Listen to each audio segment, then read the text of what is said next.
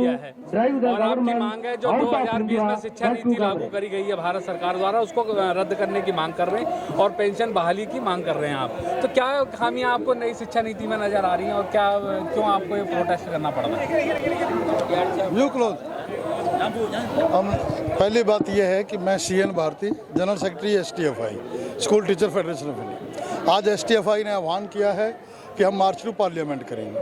तो आप मीडिया के माध्यम से पहली बात तो मैं कहना चाहता हूँ, जिस आज़ादी को हमारे बुजुर्गों ने प्राप्त किया था अंग्रेज़ों से, आज वो किस स्टेज पे आ गई है कि हम 2 घंटे कल थाने में बैठे रहे, मार्च की परमिशन नहीं मिली है।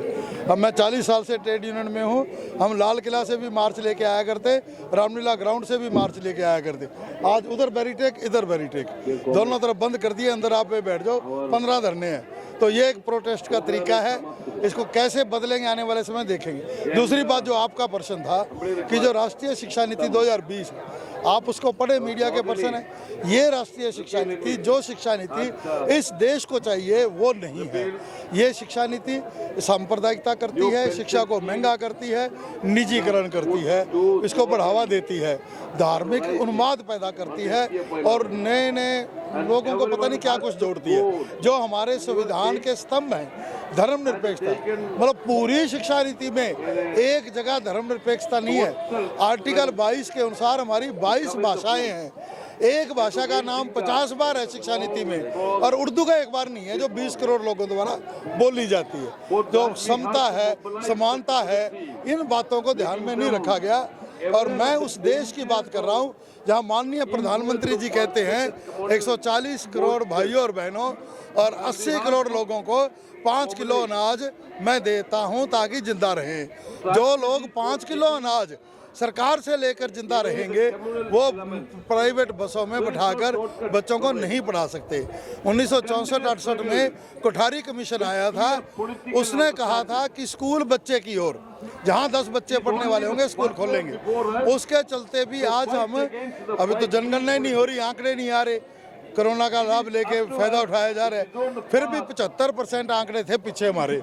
25% आबादी आज भी हमारी अनपढ़ है, जो साक्षर नहीं है।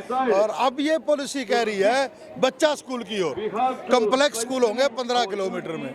तो जो गरीब माँ बाप अनाज 5 किलो ले रहे हैं, रोजी रोटी का साधन नहीं है, वो बच्चे कहाँ जाएंगे।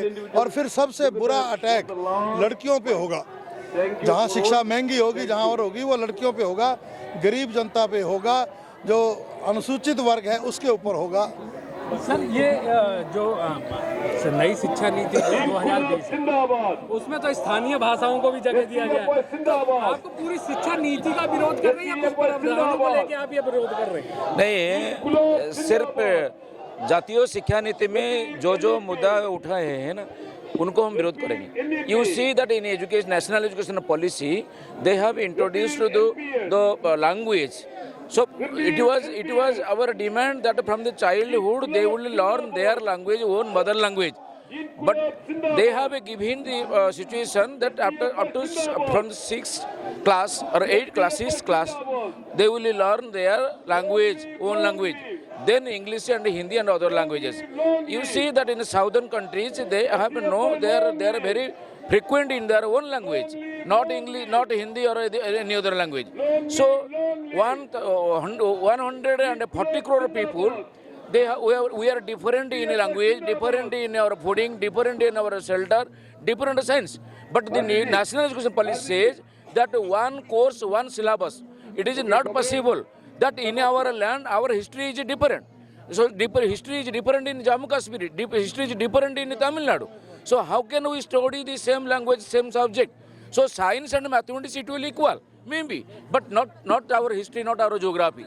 जब ये शिक्षा नीति बन रही थी, ये तो सभी के साथ, सभी राज्यों के साथ सलाह मशवरा करके शिक्षा नीति बनी है। तो आपके राज्यों के जो प्रतिनिधि हैं या वहाँ के जो CM वगैरह हैं, क्या उन लोगों ने उस समय कोई amendment? Very good question you ask. That the national education policy is started when the pandemic corona was continuing. So this is the first education policy that government has adopted when pandemic situation is going on. No discussion in the parliament, no discussion in the state assembly. So this is the first time without discussing the present leaders, the education policy is going to be introduced.